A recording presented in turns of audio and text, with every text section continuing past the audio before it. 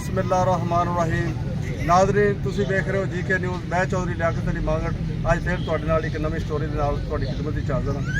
जनाब जिहड़े लोग बैठे ने पक्खीवास जिहड़े ने जिन्हां नूं पक्खीवास कहंदे ने, ये वेखो मैदान दे विच बैठे ने।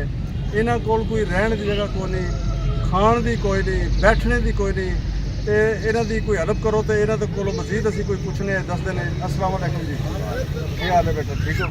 तो की मुश्किलात ने तुहानूं इत्थे? मुश्किलात तुम्हारे सामने ने साहब। हाँ आप बता रहे हैं हाँ कि इन्होंने मुश्किलात की हैं। पढ़ाई लिखाई नहीं है, कारोबार नहीं है, मजदूरी करते हैं मिस्त्री ना। ठीक की कह रहे हो? पढ़ाई छड़ाई वा बच्चे तो तुहाडे कोई नहीं पढ़दे हैं?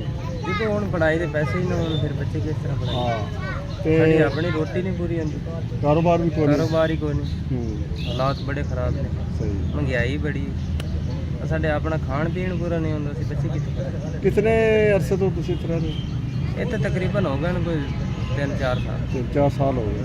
ਅਸੀਂ ਕਿਸੇ ਦੀ ਜਗ੍ਹਾ 'ਚ ਬੈਠੇ ਆਪਣੇ ਕੋਲ। अच्छा अच्छा।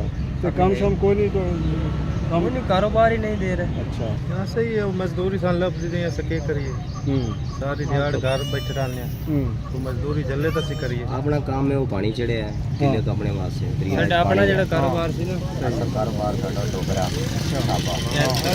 मजदूरी कर ले अपना।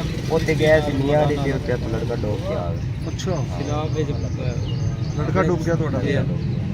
तो फिर इतने आ गए बेचार दिहाड़ी का पता रहा दिहाड़ी वाले मजदूर का पता लग गई हवाई रोजी में हाँ। 3-4 साल लग गया। जी जी, फिर एक दिन भी साल ही नहीं बड़ी मुश्किल है, बहुत मुश्किल। बहुत मुश्किल, बड़े औखे दिहाड़े होटल पे काम करता है, हाँ होटल पे काम कर रहा हाँ, है और तनख्वाह पूरी नहीं मिल रही। अच्छा मिस्त्री नाल काम औखा है वे। हाँ 1300-1200 रुपये दिहाड़ी है, 500 रुपया 450 रुपया तनख्वाह के साथ सही।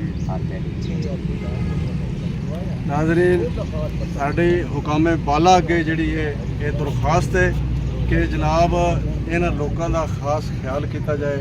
ये पहले भी कह रहे हैं, बड़े मीडिया वाले आए ने, साड़ी कोई हेल्प नहीं की। साड़ी वज़ीर आला मरीम नवाज साहब अगे दरखास्त है, वज़ीर आज़म शहबाज शरीफ अगे दरखास्त है कि इन्हां लोगों नूं जिहड़ा इन्हां दी मदद की जाए, इन्हां दे रहण दा बंदोबस्त किया जाए। आप तुसी इतने इतने बड़े कोठियां प्लाटां 'च रह रहे हो, तो जे इन्हां नूं भी एक किला जगह दे दोगे, उहदे विच सारे रहण सहण के इन्हां दे रहण दा मसला बिल्कुल नहीं है। इत्थे सड़क के उत्ते बैठे ने ते रात नूं इतनी कच्ची मौसम है, सब सलूटियां भी आंदियां ने।